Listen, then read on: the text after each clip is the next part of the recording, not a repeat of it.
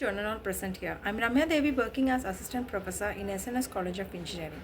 Today I'm going to share a small article regarding Web Essentials, which we have included client server and communication, how the internet is communicated. So how to access information around the globe?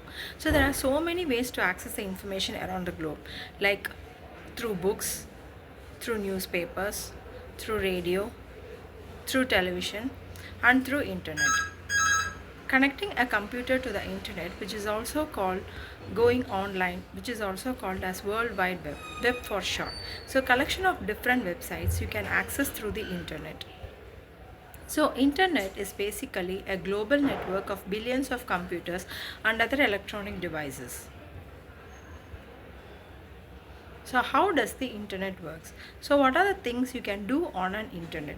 So on an internet we can able to book the film tickets, we can able to browse, we can able to chat, we can able to send an email, so we can able to make a conversation with the person without any geographical distraction.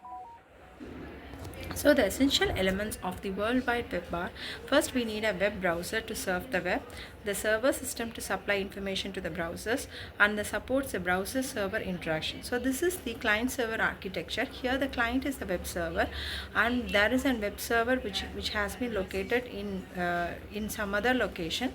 So here a request is sent from a client and then through internet, and then the request is reached to the web server. It processes the request and then it generates an HTML file as an HTML response, and it will send that HTML file through an HTTP response.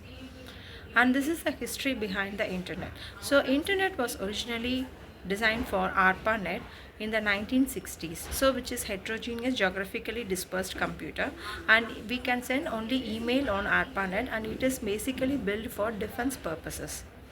So next we have introduced open access networks, which is used for university networks for the research purpose, and for CSNet for CS departments, and for NSFNet, like for primary purpose we can connect the supercomputer systems, and for secondary purpose we can provide a backbone to connect the regional networks. So next, the network of networks connected via the public backbone and communicating using TCP/IP communication protocol, which is acting as a backbone initially supplied by NSFNet and privately funded through ISP fees, which begins in 1995.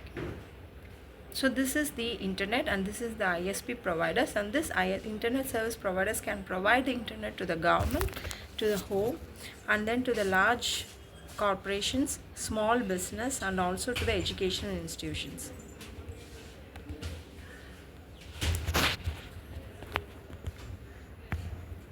Next, this is the evolution of internet.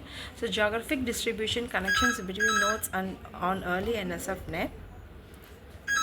Okay, and here our students have been done and role play for how the internet works.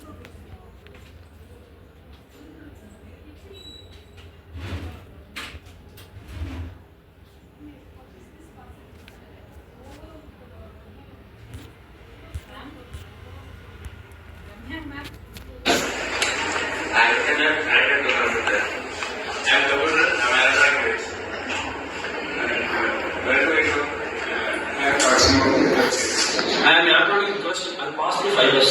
I am DNS domain name system. I am server. I am responsible to requests. I am fiber optic cable, is also known as optical fiber. I am optical fiber used for long distance and high performance in data networking. I am also an optical fiber and used by telecommunication companies for transmitting telephone networks. Now I am the user. I am going to select something.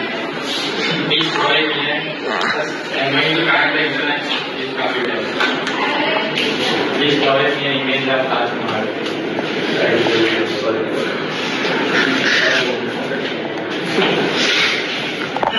Inform me an image of Taj Mahal.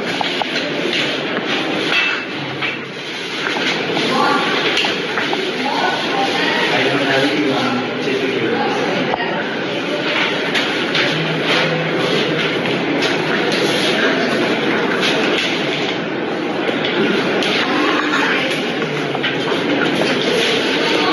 My server